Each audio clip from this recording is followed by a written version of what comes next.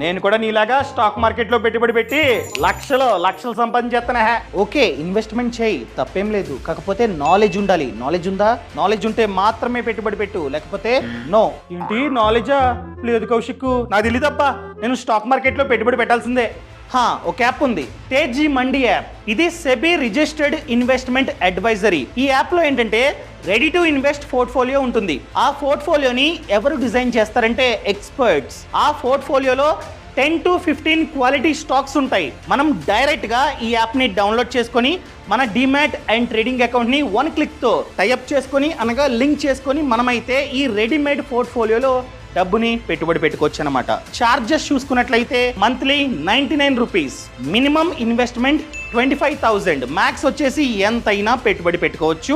అదే ఛార్జ్, పైగా వాళ్ళు మీకు అప్డేట్స్ కూడా ఇస్తూ ఉంటారన్నమాట ఎవ్రీ వీక్. యాప్ లింక్ అన్నది కింద డిస్క్రిప్షన్ లో ఉంది.